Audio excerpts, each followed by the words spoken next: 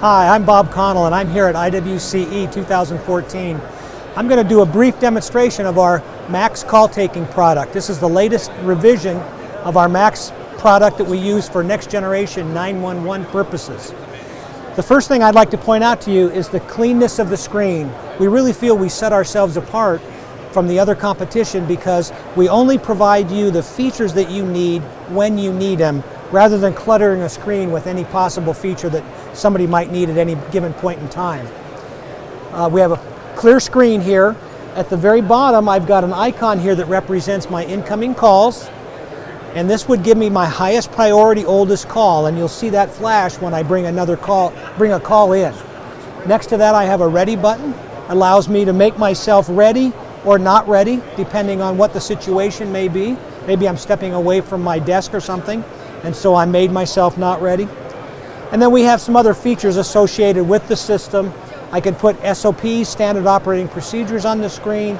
I can look at the types of calls, the types of queued calls that I'm going to be responsible for. And I can also pull up things like voicemail messages and things like that. But I'm going to bring a call in right now and show you really where the dynamics of this system reside, and that's in our call handling screen.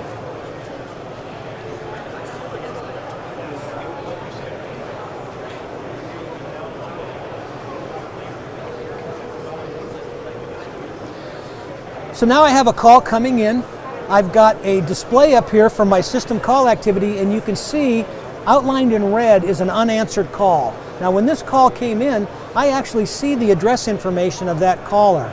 This is very important because if you have a lot of calls coming in from one particular location because of a tanker truck fire or something like that, and you have a call coming in that's at the far end of the county, you might want to answer that call out of sequence.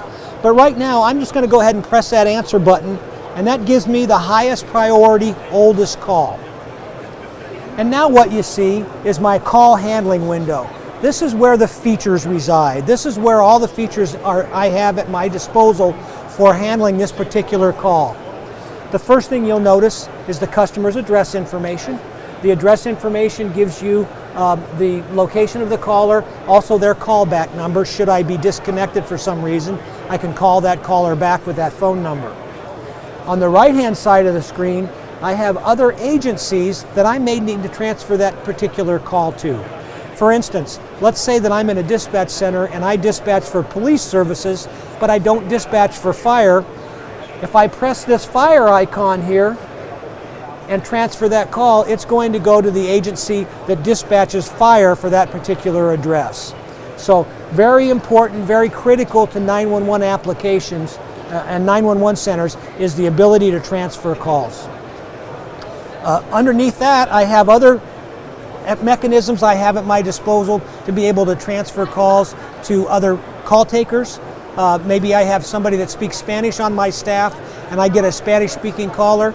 I can simply click on this and then transfer that call to somebody that speaks Spanish.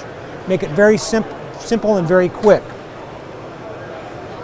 On the left-hand side of my screen, I have other features that are accessible.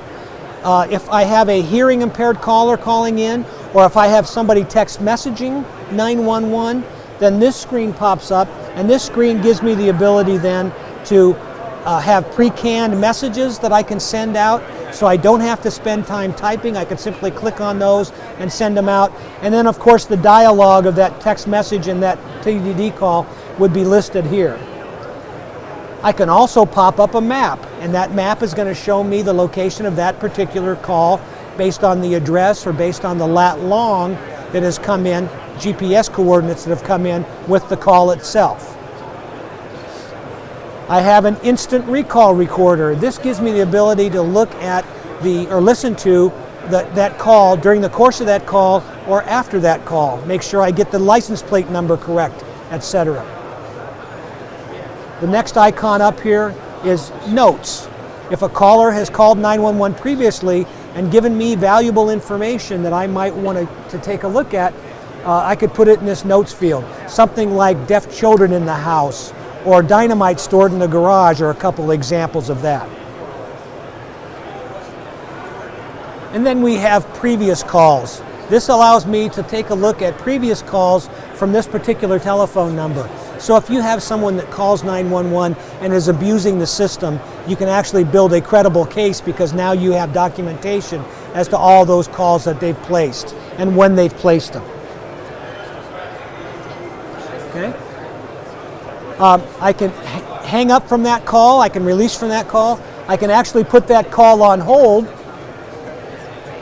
and now the call shows on my call handling screen bordered in orange, and anyone can actually access this call.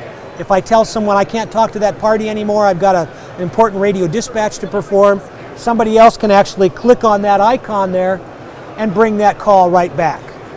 Okay, very simple functions. And then again, when I'm ready and I want to disconnect from that call, I simply click on this release icon. You notice right now I'm still in a not ready state because I'm on this call, but once I release and this call leaves my screen, now I'm ready one more time to get another call.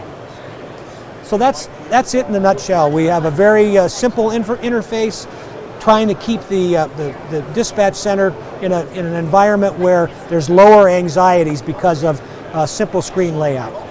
Thanks a lot for taking the time and listening to the call-taking presentation. Thank you.